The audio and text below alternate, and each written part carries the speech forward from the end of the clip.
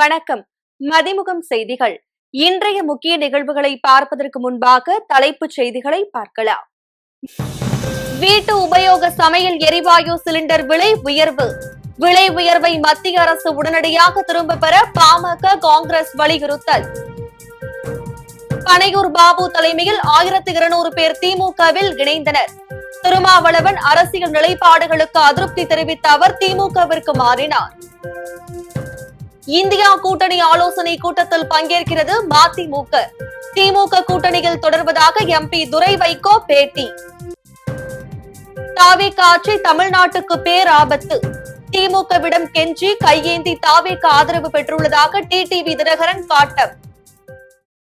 வீட்டு உபயோக சமையல் எரிவாயு சிலிண்டர் விலை 29 ரூபாய் உயர்த்தப்பட்டுள்ளதால் இல்லத்தரசிகள் கடும் அதிர்ச்சி அடைந்துள்ளனர். இந்தியாவில் 14.2 கிலோ எடை கொண்ட வீட்டு உபயோக சமையல் எரிவாயு சிலிண்டரின் விலையை 29 ரூபாய் உயர்த்தி பொதுத்துறை எண்ணெய் நிறுவனங்கள் அதிரடியாக அறிவித்துள்ளன. இந்த விலை உயர்வு இன்று முதல் அமலுக்கு வருவதாகவும் தெரிவிக்கப்பட்டுள்ளது. அதன்படி சென்னையில் 14.2 கிலோ எடை கொண்ட வீட்டு உபயோக சமையல் எரிவாயு சிலிண்டரின் விலை 928 ரூபாய் 50 காசுகளிலிருந்து 957 ரூபாய் 50 காசுகளாக விற்பனை செய்யப்படுகிறது. கடந்த மார்ச் 7ஆம் தேதி வீட்டு உபயோக சமையல் எரிவாயு சிலிண்டர் விலை 60 ரூபாய் உயர்த்தப்பட்ட நிலையில் 2 மாதங்களுக்கு பிறகு தற்போது 29 ரூபாய் உயர்த்தப்பட்டுள்ளது. இதனால் ஏழை எளிய நடுத்தர மக்கள் கடும் அதிர்ச்சி அடைந்துள்ளனர். வீட்டு உபயோக எரிவாயு சிலிண்டரின் விலை உயர்வுக்கு தமிழ்நாடு காங்கிரஸ் கமிட்டி தலைவர் செல்வ பெருந்தகை கண்டனம் தெரிவித்துள்ளார். அவர் வெளியிட்டுள்ள பதிவில், விலைவாசி உயர்வு, வேலை வாய்ப்பின்மை, பொருளாதார நெருக்கடி என மக்கள் தவிக்கும் நிலையில் இந்த கூடுதல் சுமை ஏற்றுக்கொள்ள முடியாது என கண்டனம் தெரிவித்துள்ளார். விலை உயர்வை மத்திய அரசு உடனடியாக திரும்ப பெற வேண்டும் என்றும், மக்கள் மீது சுமத்தப்பட்டுள்ள விலை உயர்வை உடனடியாக திரும்ப பெற வேண்டும் எனவும் அன்புமணி ராமதாஸ் வலியுறுத்தியுள்ளார். சென்னை அண்ணா அறிவாலயத்தில் பனையூர் பாபு தலைமையில் 1200 பேர் திமுகவில் இணைந்தனர். விசிக துணை பொதுச் செயலாளராக இருந்த பனையூர் பாபு கடந்த 24ஆம் தேதி அக்கட்சியிலிருந்து விலகினார். 2021 சட்டமன்ற தேர்தலில் செய்யூர் தொகுதியில் விசிக சார்பில் போட்டியிட்டு வெற்றி பெற்ற பனையூர் பாபு திமுக தலைவர் மு.க.ஸ்டாலின் முன்னிலையில் திமுகவில் இணைந்தார். விசிகவின் செய்யூர் தொகுதி முன்னாள் எம்எல்ஏவான பனையூர் பாபு சமீபத்தில் அக்கட்சியின் அடிப்படை உறுப்பினர் உள்ளிட்ட அனைத்து பொறுப்புகளில் இருந்தும் விலகுவதாக அறிவித்திருந்தார். தலைவர் திருமாவளவனின் சமீபத்திய அரசியல் நிலைப்பாடுகளுக்கு அதிருப்தி தெரிவித்து கட்சியிலிருந்து விலகுவதாக அறிவித்திருந்தார். இந்த நிலையில் அவர் முன்னாள் முதலமைச்சரும் திமுக தலைவருமான ஸ்டாலின் முன்னிலையில் திமுகவில் இணைந்தார். அவருடன் சேர்ந்து அவரது ஆதரவாளர்களும் திமுகவில் இணைந்துள்ளனர். திமுக கூட்டணியில் தொடர்வதாக எம்பி துரை வைகோ தெரிவித்துள்ளார். திருச்சி விமான நிலையத்தில் மதிமுக முதன்மை செயலாளர் துரை வைகோ எம்பி செய்தியாளர்களை சந்தித்தார். அப்போது முதல்வரை சந்தித்து திருச்சி நாடாளுமன்ற தொகுதிகளுக்கான கோரிக்கைகள் குறித்து விவாதித்ததாகவும், அரசியல் ரீதியாக எதுவும் பேசவில்லை என்றும் தெரிவித்தார்.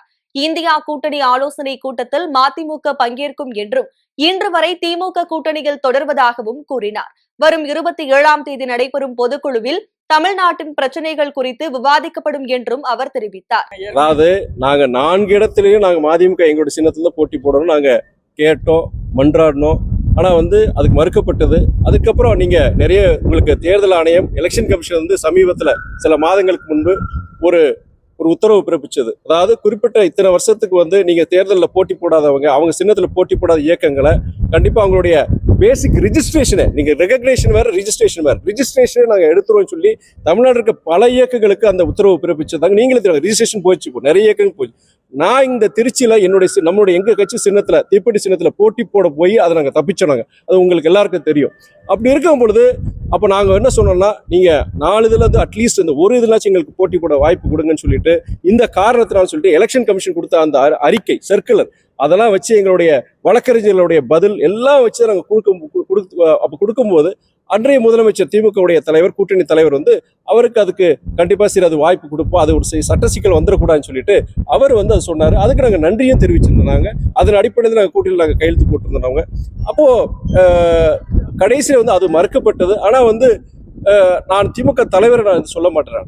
சில பவர் சென்டர்ஸ் அங்க அவங்க இது பண்ணாங்க. திமுக தலைவர் பொறுத்த வரைக்கும் அது கடைசி வரைக்கும் அது சங்கடத்தை உருவாக்க வேண்டாம், மதிமுக தலைவருக்கு எங்களுடைய இயக்கத்தன்னைக்கு சங்கடத்தை உருவாக்க வேண்டாம்னு சொல்லிட்டு தான் அவருடைய இதா இருந்தது. சில பவர் சென்டர்ஸ் பொறுத்த வரைக்கும் பண்ணாங்க. நாங்க கடைசி நேரத்தில் அதுக்கும் நாங்கள் அந்த நிர்பந்தத்துக்கு நாங்கள் ஆளாக வேண்டிய சூழ்நிலை வந்து. ஒரு சட்டமன்ற இடைத்தேர்தல் நடக்க போது திமுகவுக்கு ஆதரவு இல்லை நீங்கள் அதுதான் நான் திரும்பி சொல்லிட்டேன். நான் நீங்கள் வருகின்ற 27ஆம் தேதி பொதுக்குழு நடக்கும். பொதுக்குழு இது மாத்திரம் கிடையாது, பல்வேறு விஷயங்கள், தேர்தல் முடிஞ்சிருக்கு, மக்களுடைய தீர்ப்பு, மேகதாது அணை பிரச்சனை, மும்மொழி கொள்கை, இது போன்ற பல விஷயங்கள் விவாதிக்கும் பொழுது கூட்டணியை பொறுத்தவரைக்கும் கண்டிப்பாக இயக்க தோழர்களுக்கு இந்த சின்ன பிரச்சனை ரொம்ப காயப்பட்டிருக்கிறாங்க. அவங்க கண்டிப்பாக அவங்க கருத்துக்களை சொல்லுவாங்க. அதன் அடிப்படையில் எங்களுடைய தலைமை முடிவெடுக்க சொல்லியிருக்கிறாங்க. இப்போதைக்கு நாங்கள் திமுக கூட்டணியில் தொடர்றோம். இந்த சின்ன பிரச்சனை சர்ச்சையாக இருக்கு. அது எங்களுடைய கட்சி தோழர்களுடைய நிர்வாகிகளுடைய வேதனையை நான் சொல்ல வேண்டிய ஒரு சூழ்நிலை நான் சொன்னேன். தாவேக ஆட்சி தமிழ்நாட்டுக்கு பேராபத்து என்று டிடிவி தினகரன் காட்டம் தெரிவித்துள்ளார். புதுக்கோட்டை மாவட்டம் கந்தர்வகோட்டையில் செய்தியாளர்களை சந்தித்த அவர் சட்டம் ஒழுங்கை சரி செய்ய அவகாசம் கேட்கக்கூடாது என கூறினார். ஆளும் கட்சியை விட எதிர்க்கட்சி அதிக இடங்களில் வென்றுள்ளது என்பதை ஆட்சியில் உள்ளவர்கள் உணர வேண்டும் என்றும் தமிழ்நாட்டு மக்கள் மாற்றம் என்ற பெயரில் ஒரு பேராபத்தை ஆட்சியில் அமர்த்தியிருப்பதாக விமர்சித்தார். வெறும் 108 தொகுதிகளை மட்டுமே பெற்றுள்ள தாவேக தலைவர் விஜய் திமுகவிடம் கெஞ்சி கையேந்தி ஆதரவு பெற்றதுதான் தற்போதைய ஆட்சியை அமைத்துள்ளார் என விமர்சித்துள்ளார். திருச்சி கிழக்கு தொகுதி இடைத்தேர்தலில் போட்டியிட உள்ளதாக பரவி வரும் தகவல்களுக்கு நடிகரும் நடன இயக்குநருமான ராகவா லாரன்ஸ் விளக்கம் அளித்துள்ளார். திருச்சி கிழக்கு தொகுதியில் ராகவா லாரன்ஸ் போட்டியிட உள்ளதாக பல்வேறு ஊடகங்கள் மற்றும் சமூக வலைதளங்களில் தகவல்கள் வெளியாகின. இந்த நிலையில் இது தொடர்பாக அவர் வெளியிட்டுள்ள பதிவில் தனது வாழ்க்கையின் மிக முக்கியமான முடிவு தொடர்பான அதிகாரப்பூர்வ அறிவிப்பு வரும் 11ஆம் தேதி வெளியாகும் என்றும் பதிவிட்டுள்ளார். எனது தாயாரின் ஆசியுடன் எனது வாழ்க்கையின் மிக முக்கியமான முடிவு குறித்த அதிகாரப்பூர்வ அறிவிப்பு ஜூன் 11ஆம் தேதி காலை 9:30 மணிக்கு வெளியாகும் என்றும் பதிவிட்டுள்ளார். ராகவா லாரன்ஸின் இந்த அறிவிப்பு அரசியல் தொடர்பானதா அல்லது திரைப்படம் மற்றும் சமூக சேவை சார்ந்ததா என்பது குறித்து ரசிகர்கள் மத்தியில் பல்வேறு ஊகங்கள் எழுந்துள்ளன. எனினும் அதற்கான தெளிவான பதில் ஜூன் 11ஆம் தேதி வெளியாகும் அவரது அதிகாரப்பூர்வ அறிவிப்பில் தெரியவரும் என எதிர்பார்க்கப்படுகிறது. லெபனான் மீது இஸ்ரேல் மீண்டும் தாக்குதல் நடத்தியுள்ள சம்பவத்திற்கு ஈரான் கடும் கண்டனம் தெரிவித்துள்ளது. ஈரான் ஏவிய ட்ரோன்களை அமெரிக்க ராணுவம் சுட்டு வீழ்த்தியுள்ளது. ஹார்முஸ் ஜலசந்தியை நோக்கி வந்த 4 ட்ரோன்களை சுட்டு வீழ்த்தியதாக அமெரிக்க ராணுவம் தெரிவித்தது. மேலும் ஈரானின் கெஷிம் தீவு மற்றும் கோருக்கில் உள்ள தளங்கள் மீது அமெரிக்கா குண்டு வீசி தாக்குதல் நடத்தியது. இதற்கிடையே தெற்கு லெபனான் மீது இஸ்ரேல் தாக்குதல் நடத்தியதில் 4 பேர் உயிரிழந்தனர். இதற்கு ஈரான் கடும் கண்டனம் தெரிவித்துள்ளது. தெற்கு லெபனானில் இஸ்ரேல் நடத்திய தாக்குதலில் 2 லெபனான் ராணுவ அதிகாரிகளும் 1 வீரரும் உயிரிழந்த சம்பவம் லெபனானின் அனைத்து பகுதி மீதும் இஸ்ரேல் உரிமை கோர முயற்சிக்கிறது என்பதை காட்டுவதாக கண்டனம் தெரிவித்துள்ளது. இந்த தாக்குதல் லெபனான் ராணுவம் மற்றும் அதன் இறையாண்மைக்கு எதிரான கொடூரமான குற்றம் என்றும் லெபனானுக்கு பாதுகாப்போ நிலைத்தன்மையோ இஸ்ரேல் விரும்பவில்லை என்பதை தெளிவாக காட்டுவதாக தெரிவித்துள்ளது.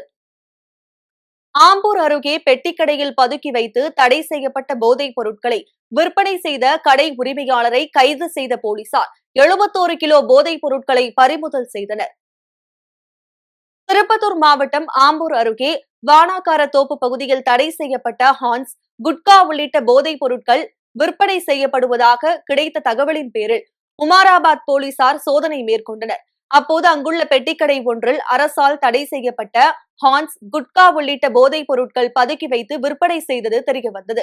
இதனையடுத்து கடை உரிமையாளர் வேலு என்பவரை கைது செய்த போலீசார் பெட்டிக்கடை மற்றும் அவரது வீட்டிலிருந்து சுமார் 1 லட்சம் ரூபாய் மதிப்பிலான 71 கிலோ போதைப் பொருட்கள் மற்றும் வஸ்துக்களை பறிமுதல் செய்தனர். தொடர்ந்து வேலு மீது வழக்கு பதிவு செய்த போலீசார் நீதிமன்றத்தில் ஆஜர்படுத்தி சிறையில் அடைத்தனர். அர்ப்பனுக்கு வாழ்வு வந்தால் அர்த்த ராத்திரியில் குடைபிடிப்பான் என்பது போல் ஆதவர்ஜுனாவிற்கு வாழ்க்கை வந்துள்ளது என திமுக அமைப்பு செயலாளர் RS பாரதி விமர்சித்துள்ளார்.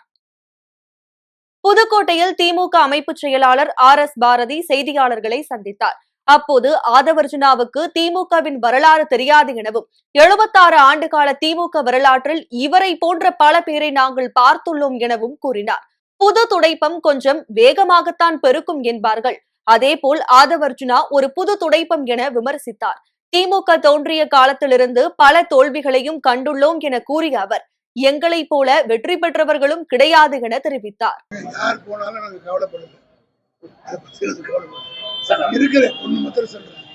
திமுக ஒரே ஒரு இடத்துல கலைஞர் மட்டும்தான் ஜெயிச்சாரு, ஒண்ணு தோணல. கட்சி அழிஞ்சிருச்சா? அதுக்கு பிறகு 96 தேர்தலில் நாங்க பெற்ற வெற்றி போல யாரும் வெற்றி ஜெயலலிதாவே தோற்கடிச்சு. அதனால ஒரு தோல்வி என்பது திமுகவுக்கு எந்த ஆபத்து ஏற்படுவது கட்டமைப்பான ஒரு இது வந்து பொலிட்டிக்கல் பார்ட்டி இல்லை, திஸ் இஸ் த மூவ்மெண்ட். ஒரு லட்சியத்துக்காக ஒரு கொள்கைக்காக இருக்கக்கூடிய ஒரு மூவ்மெண்ட்ஸை வந்து அழிக்க முடியாது.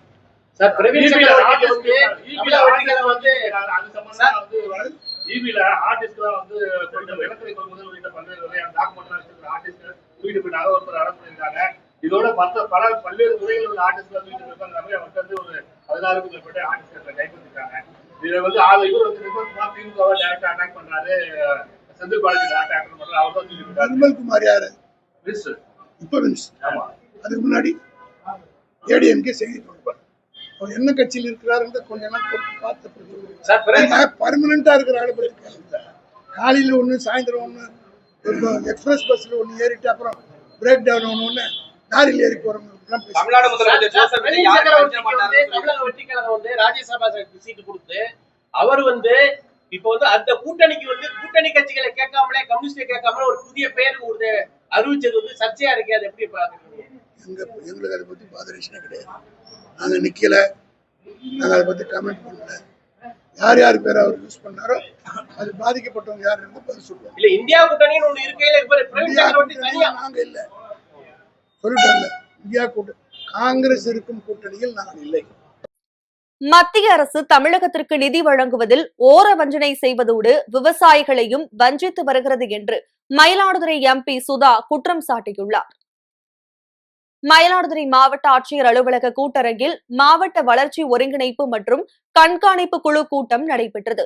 மயிலாடுதுறை பாராளுமன்ற உறுப்பினர் ஆர் சுதா தலைமையில் நடைபெற்ற இக்கூட்டத்தில் மாவட்ட ஆட்சியர் ஸ்ரீகாந்த், எம்எல்ஏக்கள் ஜமால் முகமது யூனுஸ், நிவேதா எம், முருகன் செந்தில் செல்வன் ஆகியோர் கலந்து கொண்டனர். இக்கூட்டத்தில் வேளாண்மை துறை, நகராட்சி, தமிழ்நாடு குடிசை மாற்று வாரியம், சமூக பாதுகாப்பு திட்டம், மாவட்ட சேவை மையம் உட்பட அனைத்து துறைகளிலும் மத்திய மாநில அரசு நிதிகளில் செயல்படுத்தப்பட்டுள்ள திட்டங்கள் பொதுமக்களுக்கு முழுமையாக சென்றடைந்துள்ளதா, எந்தெந்த பணிகள் இன்னும் நிறைவடையாமல் நிலுவையில் உள்ளது என்பது குறித்து ஆய்வு செய்யப்பட்டது.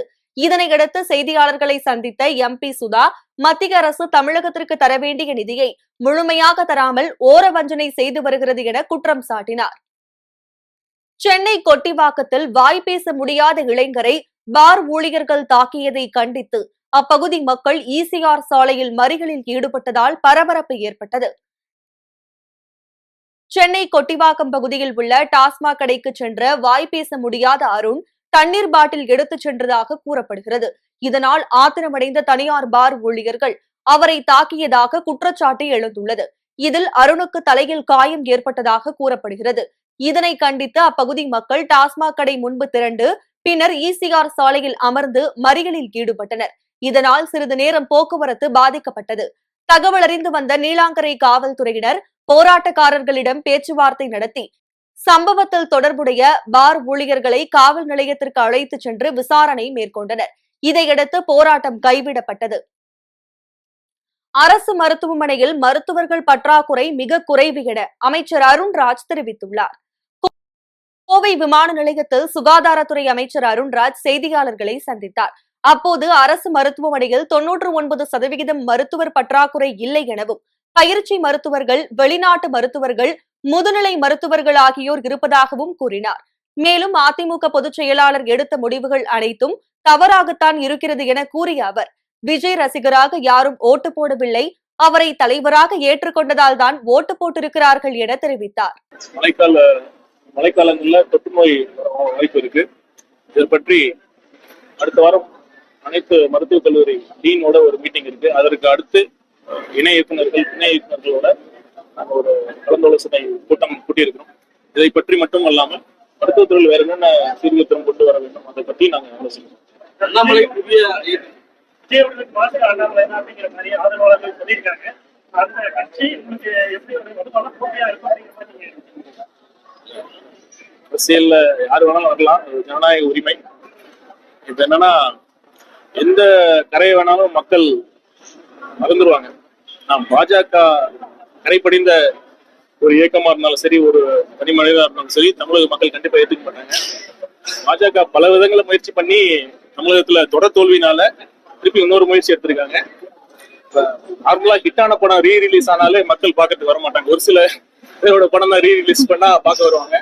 ஏற்கனவே பல முறை ஃபிளாப் ஆன படத்தை திருப்பி வேற பேரை ரீ ரிலீஸ் பண்ணா அது எப்படி எடுக்கணும்னு தெரியல. கண்டிப்பா தோல்வி நிச்சயம் தான். பாஜக ஒரு நாள்ல பாத்தீங்கன்னா 13 லட்சம் பேர் இணைஞ்சிருக்காங்க. அது பேசக்கூடிய விஷயமா இருக்குல்ல. பாஜகவின் ஓட்டு வங்கி யாரெல்லாம் பாஜக ஓட்டு போட்டாங்களோ அந்த ஆதரவாளர் ரைட் விங் சப்போர்ட்டர்ஸ் எல்லாம் இணைஞ்சிருக்காங்க. அதுல பெரிய ஆச்சரியம் இல்லை. கேபி முனிசாமி என்ன சொல்லிருக்காருன்னா அதிமுகவும் திமுகவும் பங்காளிங்க, ஆனா தாவேக்கங்கள் சினிமா போன கட்சின்னு சொல்லியிருக்காரு. மாதவர்கள் பேசுற பேச்சுக்கு வந்து கேபி முனிசாமி பதில் சொல்லியிருக்காரு. தாவேக்கா அதிமுகவும் திமுகவும் பங்காளிங்க, ஆனா தாவேக்கங்களை வந்து அதனாலதான் ஒன்னா சேர்ந்தாங்க. சினிமா நடிகர் கட்சின்னு பல விமர்சனங்கள் வந்திருக்குங்க. ஒண்ணு புரிஞ்சுக்கணும், பல மேடையில சொல்லியிருக்கேன். தமிழக வெற்றி கழகத்தின் ஆதரவாளர்கள் மட்டும் சினிமா விஜய் அவர்களோட ரசிகர்கள் மட்டும் 50 வருஷத்துக்கு மேல தமிழகத்துல 2 கட்சியும் மாறி மாறி ஆட்சி பண்ணிட்டு இருந்தாங்க. இந்த மாற்றா யாரும் வரமாட்டாங்கன்னு மக்கள் ஏங்கிட்டு இருக்கிறப்ப தன் உச்சத்துல இருந்த பொசிஷன்ல இருந்து வந்து துணிச்சலா இந்த இடத்துக்கு நம்ம வரணும் அப்படின்னு முதல் மாநாட்டிலேயே ஒரே சமயத்துல திமுகவையும் பாஜகவையும் எதிர்க்கிற துணிச்சல் இருந்த காரணத்தினாலதான் மக்கள் அவரை ஒரு தலைவரை ஏத்துக்கிட்டாங்க. தமிழக வெற்றி கழகத்துக்கு ஓட்டு போட்டது யாரும் விஜய் ரசிகரா ஓட்டு போட்டோம். விஜய் அவர்களை நம்ம தலைவர் அவர்களை தலைவராக ஏத்துக்கிட்டனாலதான் ஓட்டு போட்டுருக்காங்க. சரிங்களா? நன்றி. அந்தமான் கடற்பகுதியில் இயற்கை எரிவாயு வளம் கண்டுபிடிக்கப்பட்டுள்ளது. நாட்டின் எரிசக்தி பாதுகாப்பை அதிகரிக்கும் வகையில் பல்வேறு முயற்சிகளை மத்திய அரசு மேற்கொண்டு வருகிறது. இதற்காக இந்தியாவில் எங்கு எரிவாயு கிடைக்கும் என்பதற்கான ஆய்வுகள் நடைபெற்று வருகின்றன. இந்த நிலையில் அந்தமான் தீவுகளின் கிழக்கு கடற்கரையிலிருந்து சுமார் 15 கிலோமீட்டர் தொலைவில் உள்ள ஸ்ரீ விஜயபுரம் பகுதியில் இயற்கை எரிவாயு வளம் கண்டுபிடிக்கப்பட்டுள்ளது. யோசின் அடுக்கில் 1900 மீட்டருக்கும் அதிகமான ஆழத்தில் மேற்கொள்ளப்பட்ட சோதனையின் போது தொடர்ந்து எரிந்த சுடர் அங்கு இயற்கை எரிவாயு இருப்பதை உறுதி செய்துள்ளது.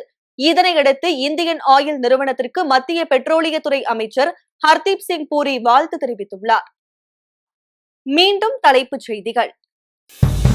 வீட்டு உபயோக சமையல் எரிவாயு சிலிண்டர் விலை உயர்வை மத்திய அரசு உடனடியாக திரும்ப பெற பாமக காங்கிரஸ் வலியுறுத்தல். பனையூர் பாபு தலைமையில் 1200 பேர் திமுகவில் இணைந்தனர். திருமாவளவன் அரசியல் நிலைப்பாடுகளுக்கு அதிருப்தி தெரிவித்த அவர் திமுகவிற்கு மாறினார். இந்தியா கூட்டணி ஆலோசனை கூட்டத்தில் பங்கேற்கிறது மதிமுக. திமுக கூட்டணியில் தொடர்வதாக எம்பி துரை வைகோ பேட்டி. தாவேக ஆட்சி தமிழ்நாட்டுக்கு பேராபத்து. திமுகவிடம் கெஞ்சி கையேந்தி தாவேக ஆதரவு பெற்றுள்ளதாக டிடிவி தினகரன் காட்டம்.